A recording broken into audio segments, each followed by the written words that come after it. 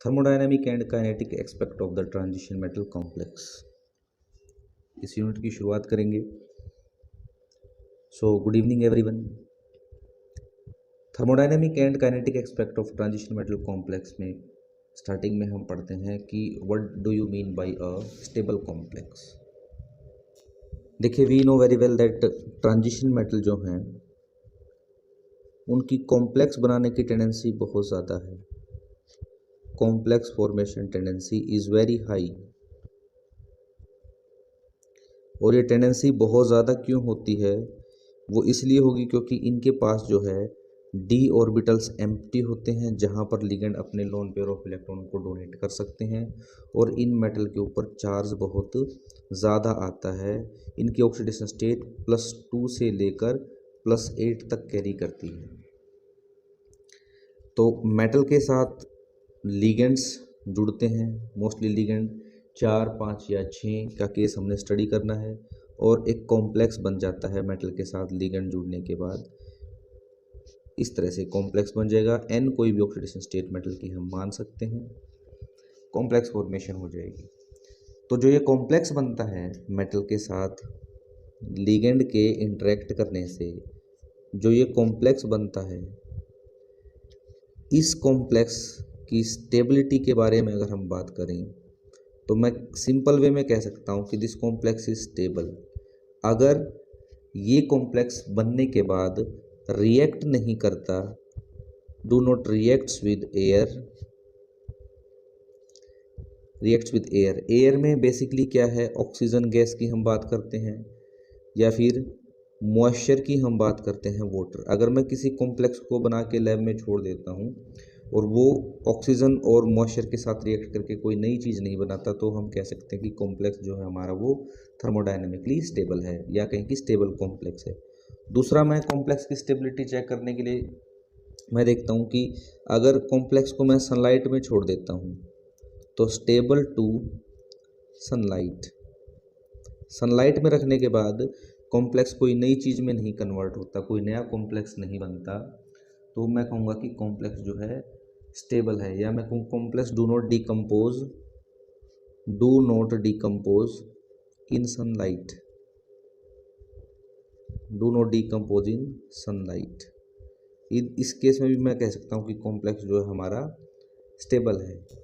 तीसरी कंडीशन है स्टेबिलिटी देखने के लिए कि जो मैंने अभी भी कॉम्प्लेक्स बनाया है उसको मैं हीट करना स्टार्ट कर देता हूँ, और अगर ये कॉम्प्लेक्स आसानी से डिकम्पोज नहीं होता easily, do not decompose easily on heating, तो भी मैं कह सकता हूँ कि जो कॉम्प्लेक्स है हमारा स्टेबल है। कॉम्प्लेक्स की स्टेबिलिटी को बेसिकली हम दो टर्म में डिवाइड करते हैं, that is thermodynamic stability and kinetic stability.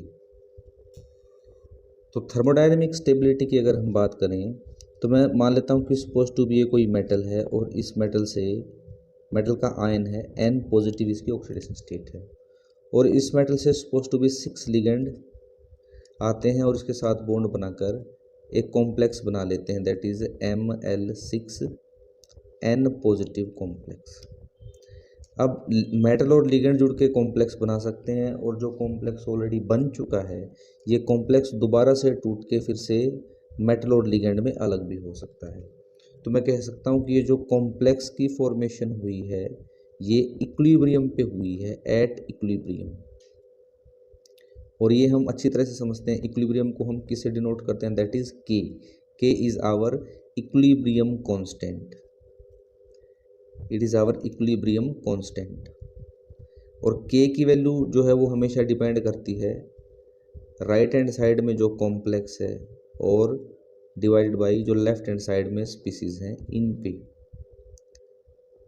तो इक्विलिब्रियम पे जितना ज़्यादा कॉम्प्लेक्स बनेगा उतनी ही ज़्यादा इक्विलिब्रियम कांस्टेंट की वैल्यू होगी, या मैं कह सकता हूँ उतनी ही थर्मोडायनेमिक स्टेबिलिटी होगी। अब कॉम्प्लेक्स कम बनेगा या ज़्यादा बनेगा वो डिपेंड करता है इस आने वाले लिगेंड और इस मेटल के बीच में अट्रैक्शन कितना स्ट्रॉन्ग है। अगर मेटल और लिगेंड के बीच में स्ट्रॉन्ग अट्रैक्शन है तो मेटल और लिगेंड का जो बॉन्ड बनेगा ये भी स्ट्रॉन्ग बॉन्ड बनेगा, और ऐसे केस में हम मान सकते हैं कि इस लिगेंड को मेटल से हटाना ईजी नहीं रहेगा। सो जो कॉम्प्लेक्स बनेगा वो स्टेबल कॉम्प्लेक्स फॉर्मेशन होगी। डेफिनेशन की अगर हम बात करें तो मैं कहूँगा कि इक्विलिब्रियम पे कोई मेटल का कॉम्प्लेक्स कितना बनता है, एक्सटेंट ऑफ फॉर्मेशन क्या है किसी मेटल के कॉम्प्लेक्स की इक्विलिब्रियम पे, वही इसकी थर्मोडायनेमिक स्टेबिलिटी कहलाती है। अब इक्विलिब्रियम पे हमने चेक करना है तो इक्विलिब्रियम कांस्टेंट जो है वो दो तरह के हैं बेसिकली, या कहें कि हम थर्मोडायनेमिक स्टेबिलिटी के जो कांस्टेंट हैं वो फर्दर हमने 2 पार्ट्स में डिवाइड किए हैं। पहला जो है इसको हम कहते हैं स्टेप वाइज स्टेबिलिटी कांस्टेंट, और इसको हम के से रिप्रेजेंट करते हैं।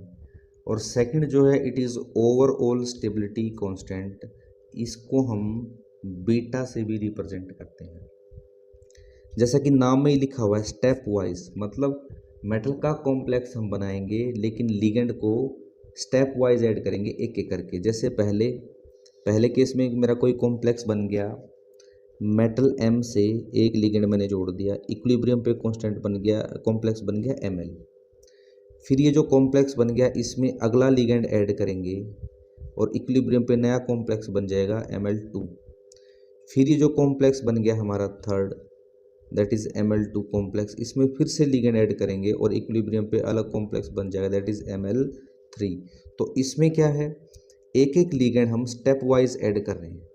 सो यहाँ कौन सा इक्विलिब्रियम कांस्टेंट यूज़ करेंगे हम, के एंड के, या फिर K1 K2 K3 इस तरह से ऐड कर सकते हैं। दूसरा है ओवरऑल स्टेबिलिटी कांस्टेंट, इसमें क्या करना, हमने जो भी कॉम्प्लेक्स हम बनाएंगे उसमें एक साथ ही जितने लिगेंड हमने ऐड करने हैं वो ऐड कर देंगे। जैसे एग्जांपल के तौर पर मेटल से पहला लिगेंड ऐड किया हमने, इक्विलिब्रियम पे कॉम्प्लेक्स बन गया Ml। फिर मैं इस मेटल से दो लिगेंड जोड़ना चाह रहा हूँ तो मैंने दोनों लिगेंड को एक साथ डाल दिया, ओवरऑल नया कॉम्प्लेक्स बन गया Ml2। अगर मैं मेटल से 3 लिगेंड जोड़ना चाह रहा हूँ तो तीनों लिगेंड को मैंने एक साथ ऐड कर दिया, पिछले कॉम्प्लेक्स से कोई लेना देना नहीं, जितने भी लिगेंड हमने ऐड करने हैं वो सारे एक साथ ऐड कर दिए हमने, नया कॉम्प्लेक्स बन गया Ml3। इसी क्रम में अगर मैं मेटल से 6 लिगेंड जोड़ना चाह रहा हूँ इक्विलिब्रियम पे, तो 6 के 6 लिगेंड को मैं एक साथ ऐड करूँगा, ओवरऑल एडिशन करूँगा।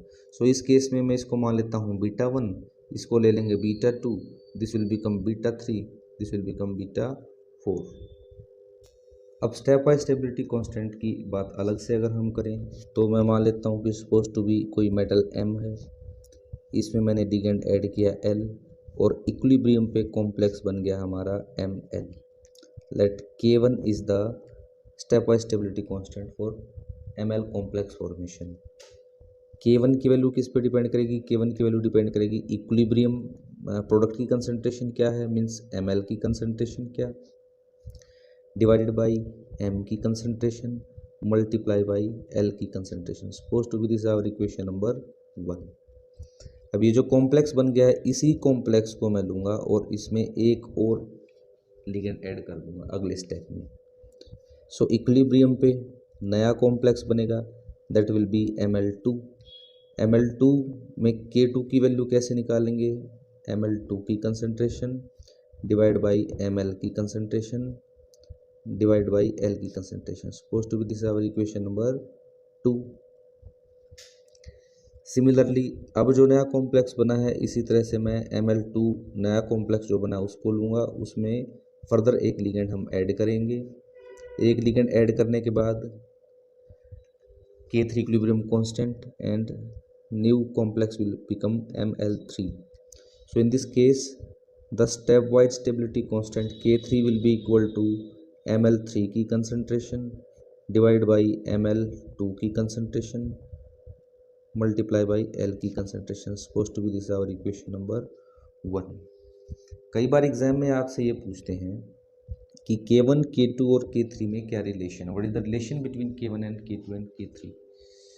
K1 K2 एंड K3 में K1 हमेशा ज़्यादा होता है as compare to K2, K2 हमेशा ज़्यादा होगा as compare to K3। In case of step wise stability constant, in case of stepwise stability constant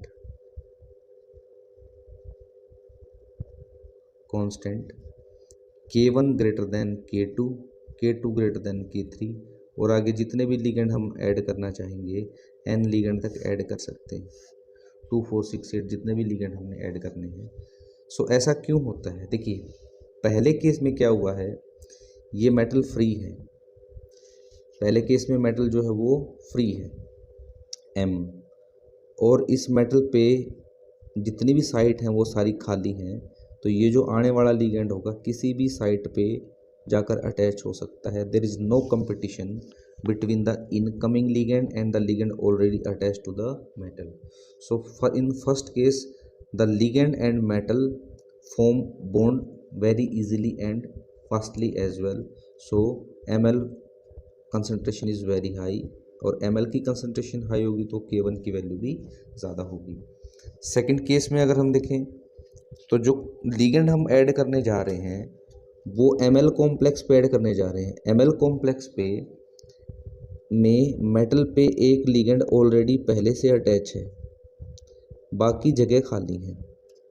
तो जो आने वाला लिगेंड है L, इस लिगेंड के लिए दो तरह की प्रॉब्लम होगी, एक तो नंबर ऑफ वैकेंट साइट कम होगी, दूसरा जो लिगेंड ऑलरेडी मेटल से अटैच है वो इसको रिपेल करेगा। Due to this repulsion the time taken in the attachment of the second ligand to the metal will be more, so ml complex concentration will be slightly less as compared to the ml complex. Similarly, as the number of the ligands increases, as the number of the ligands which is already attached to the metal increases, the competition between incoming ligand, or the repulsion between incoming ligand and the ligand which is already attached to the metal increases, and extent of formation of the resulting complex decreases. That's why K1 greater than K2 greater than K3 and finally greater than Kn.